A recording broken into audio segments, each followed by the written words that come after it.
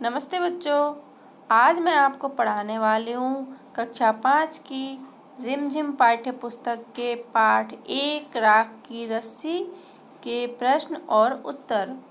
तो बच्चों, यहाँ पर पहला प्रश्न शुरू करने से पहले मैं आपको बता देती हूँ कि यहाँ पर एक वाक्य दिया गया है।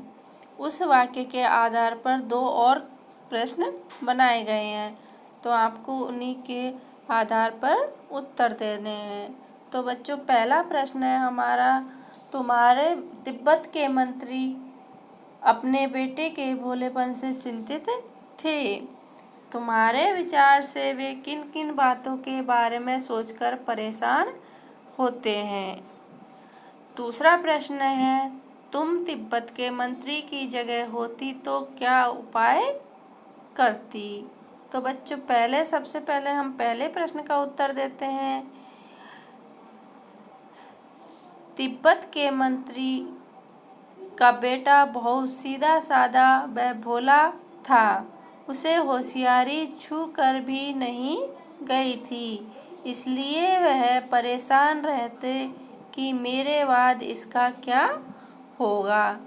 बच्चों, ये आंसर था हमारा पहले का नंबर के प्रश्न का। अब दूसरा जो खा नंबर का प्रश्न था कि यदि तुम उसकी जगह होती तो क्या करती। तो बच्चों, इसका आंसर है, यदि मैं तिब्बत के मंत्री की जगह होती तो बेटे को बहुत प्यार व समझदारी से समझाती और समझदारी से काम करने के लिए प्रेरित करती। अब है हमारा क्वेश्चन नंबर 2। मंत्री ने अपने बेटे को शहर की तरफ रवाना किया। यह एक वाक्य है, इसके आधार पर 2 प्रश्न बनाए गए हैं। मंत्री ने अपने बेटे को शहर क्यों भेजा था। इसका उत्तर है बच्चों, मंत्री ने अपने बेटे को शहर में पैसे कमाने के लिए भेजा था। उसने अपने बेटे को 100 भेड़ें दी। उसने भेड़ें देकर कहा कि इन भेड़ों को मारना या बेचना नहीं है, इन्हें वापस लाना और साथ में जौ के 100 बोरे भी लाना। मंत्री जानता था कि यदि उसका बेटा यह कार्य करने में सफल हो गया तो उसके बेटे को शहर व दुनियादारी की समझ आ जाएगी। अब है हमारा दूसरा क्वेश्चन बच्चों, उसने अपने बेटे को भेड़ों के साथ शहर में ही क्यों भेजा। इसका आंसर है बच्चों, मंत्री ने अपने बेटे को शहर इसलिए भेजा ताकि वहाँ की समझदारी, चालाकी, काम करने का तरीका उसके बेटे को समझ में आ सके। अब है हमारा तीसरा प्रश्न, तुम्हारे घर के बड़े लोग पहले कहाँ रहते थे। घर में पता करो, आस पड़ोस में भी किसी ऐसे व्यक्ति के बारे में पता करो जो किसी दूसरी जगह जाकर बस गया हो। उनसे बातचीत करो और जानने की कोशिश करो कि क्या वे अपने निर्णय से खुश हैं। क्यों एक पुरुष, एक महिला और एक बच्चे से बात करो। यह भी पूछो कि उन्होंने वह जगह क्यों छोड़ दी। तो बच्चों, ये आपको अपने आप करना है, और अगर आप इसमें से लिखना चाहते हो तो ये भी याद कर सकते हो। मेरे दादाजी पहले उत्तराखंड गांव में रहते थे। वे वहीं के निवासी थे। काम की तलाश में उन्हें गांव से शहर आना पड़ा था। मेरे पिताजी का जन्म भी गांव में हुआ था, परंतु पिताजी की अच्छी पढ़ाई के लिए दादाजी उन्हें भी अपने साथ शहर ले आए। तब से लेकर अब तक वे सब शहर दिल्ली में रहते हैं। हमारे पड़ोस में एक दक्षिण भारतीय परिवार रहता है। उनका घर तमिलनाडु के एक गांव में है।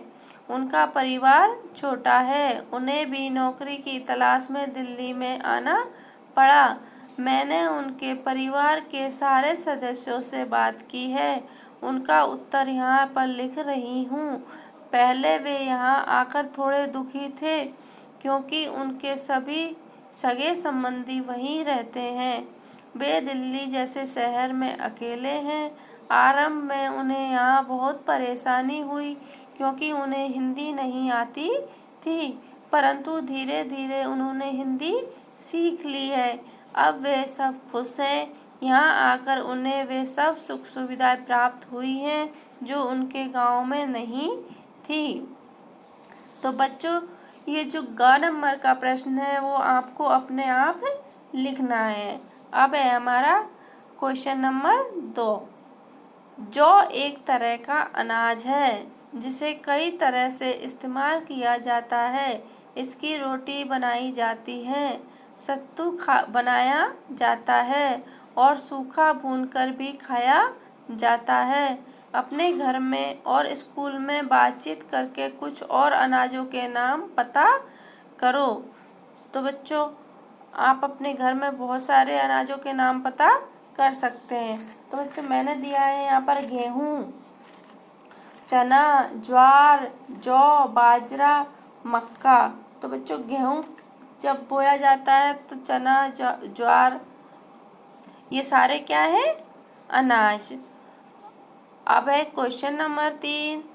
गेहूँ और जौ अनाज होते हैं और ये तीनों शब्द संज्ञा हैं।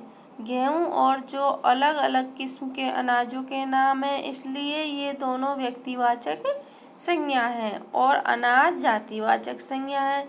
इसी प्रकार रिमझिम व्यक्तिवाचक संज्ञा है और पाठ्य पुस्तक जातिवाचक संज्ञा है। नीचे दी गई संज्ञाओं का वर्गीकरण इन दो प्रकार की संज्ञाओं में करो।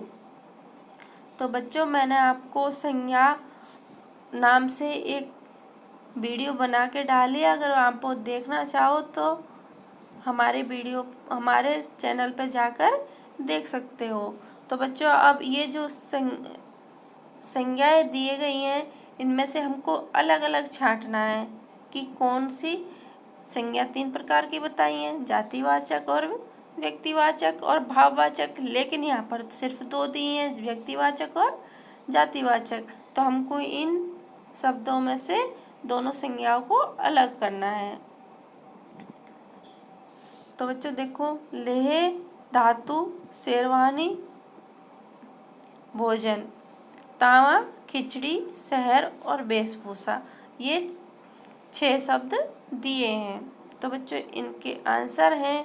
लेह बच्चों व्यक्तिवाचक संज्ञा है,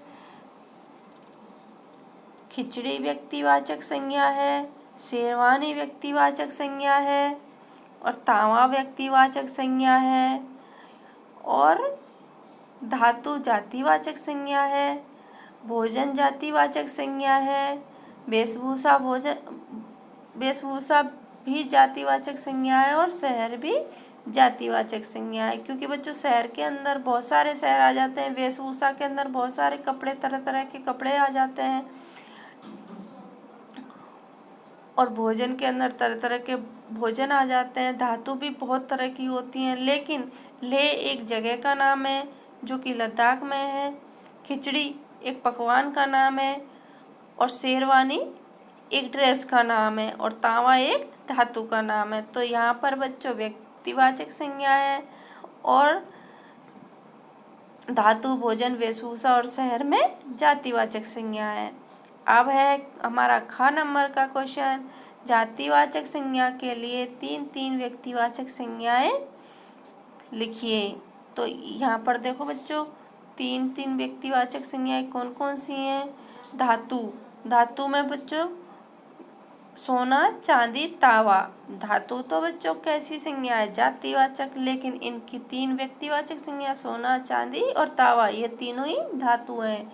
भोजन में बच्चों रोटी, दाल, चावल, खाने की कोई भी चीज़ जिसका नाम, जैसे कि इडली, डोसा, जलेबी, पकोड़ा, ये सब क्या है बच्चों? व्यक्तिवाचक संज्ञा। और भोजन क्या है? जातिवाचक संज्ञा। शहर तो बच्चों शहर तो बहुत सारे होते हैं, लेकिन जब किसी शहर का नाम दिया जाए जैसे दिल्ली, जयपुर, गाजियाबाद, ये हो गई व्यक्तिवाचक संज्ञा और शहर हो गया जातिवाचक संज्ञा। वैसे ही वेशभूषा में कुर्ता, पाजामा, साड़ी। तो बच्चों वेशभूषा तो है जातिवाचक संज्ञा और कुर्ता, पजामा, साड़ी है व्यक्तिवाचक संज्ञा। अब है बच्चों हमारा अगला प्रश्न। इस लड़की का तो सभी लोहा मान गए। था न सचमुच नहले पे दहला, तुम्हें भी यही करना होगा। तो बच्चों यहाँ पर देखो, नहले पे दहला एक मुहावरा है। तो तुम ऐसा कोई काम ढूंढो जिससे करने के लिए सूझबूझ की ज़रूरत हो, उसे एक कागज़ में लिखो और तुम सभी अपनी अपनी चिट को एक डिब्बे में डाल दो।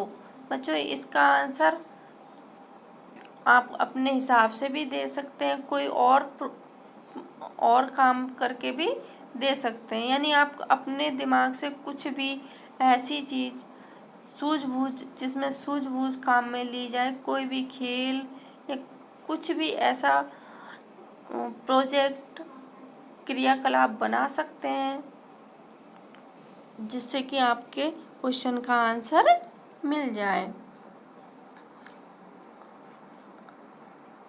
अब है बच्चों अगला क्वेश्चन है हमारा क्वेश्चन नंबर पेज नंबर 9 में क्वेश्चन नंबर 2। मंत्री ने बेटे से कहा, पिछली बार भेड़ों के बाल उतार कर बेचना मुझे जरा भी पसंद नहीं आया। क्या मंत्री को सचमुच यह बात पसंद नहीं आई थी? अपने उत्तर का कारण भी बताओ।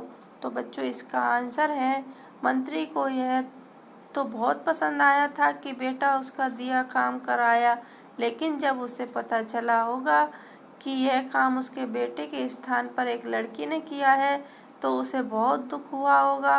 वह अपने बेटे को समझदार और चालाक बनाना चाहता था, लेकिन लड़की के कारण ऐसा नहीं हो पाया। अगला क्वेश्चन है हमारा, पिछली बार में मंत्री के बेटे ने भेड़ों के बाल बेच दिए और दूसरी बार में भेड़ों के सींग बेच डाले। जिन लोगों ने ये चीज़ें खरीदी होंगी उन्होंने भेड़ों के बालों और सींगों का क्या किया होगा? अपनी कल्पना से बताओ। तो बच्चों इसका आंसर है, भेड़ों के बालों से ऊन और सींगों से सजावटी सामान बनाया जाता है।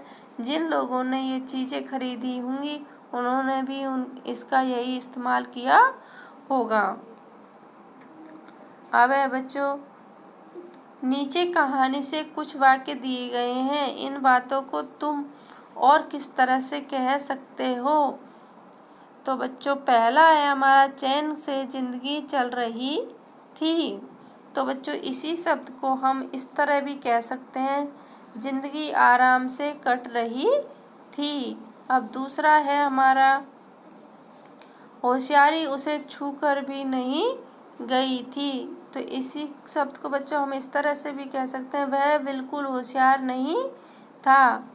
अगला है हमारा ग नंबर का, मैं इसका हल निकाल देती हूँ। तो बच्चों इसको हम ऐसे भी लिख सकते हैं, मैं इसका उपाय बता देती हूँ। अगला है हमारा घ नंबर का, उसकी अपनी चालाकी धरी रह गई। तो बच्चों इसको हम ऐसे भी लिख सकते हैं, उनकी चालाकी किसी काम नहीं आई। अब देखो बच्चों अगला, लोनपोगार का बेटा होशियार नहीं था। तो बच्चों यह एक शब्द है, होशियार और चालाक में क्या फ़र्क होता है? किस आधार पर किसी को तुम चालाक या होशियार कह सकती हो? इसी प्रकार भोला और बुद्धू के बारे में भी सोचो और कक्षा में चर्चा करो। तो बच्चों इसका आंसर है, होशियार तथा चालाक। होशियार का अर्थ है समझदार। होशियार व्यक्ति हर काम होश से करता है, वह काम को जल्दी में नहीं करता, वह कार्य के हर अच्छे बुरे परिणाम को सोचकर निर्णय लेता है। चालाक का अर्थ है चतुर। चालाक व्यक्ति चालाकी से अपना काम निकालता है, इसके लिए वह हर युक्ति अपना सकता है, फिर वह अच्छी हो या बुरी। वैसे प्राय आम बोलचाल में लोग समझदार और चालाक को एक ही रूप में लेते हैं, परंतु ऐसा नहीं है। भोला और बुद्धू जो सीधा साधा होता है उसे भोला कहते हैं, उसे चालाकी छू भी नहीं गई होती है।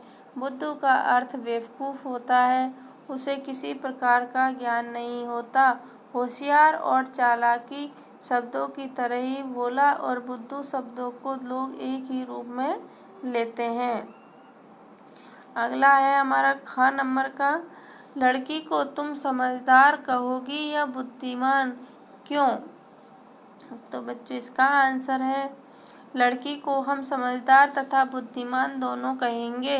लड़की ने लड़के की सहायता करने से पहले उसकी हर बात समझदारी से सुनी, इसके बाद बड़ी बुद्धिमानी से उस समस्या का बिल्कुल उचित हल निकाला। लड़की ने अपनी समझदारी और बुद्धि से हर समस्या पर विजय पाई। अब है हमारा अगला क्वेश्चन बच्चों, कहानी में लोनपोगार के बेटे और लड़की को कोई नाम नहीं दिया गया है। नीचे तिब्बत में बच्चों के नामकरण के बारे में बताया गया है। यह परिचय पढ़ो और मनपसंद नाम छांटकर बेटे और लड़की को कोई नाम दो। तो बच्चों ये आपकी बुक में भी दिया हुआ है, आप उसमें से इसको पढ़ सकते हैं। तो इसका आंसर देखो बच्चों, लोनपोगार के बेटे का नाम नुक्खू व लड़की के लिए डावा नाम उचित लगता है। बच्चों आपको हमारा वीडियो कैसा लगा प्लीज़ हमें कमेंट करके ज़रूर बताएं और हमारे चैनल को सब्सक्राइब करें तथा वीडियो को लाइक करें।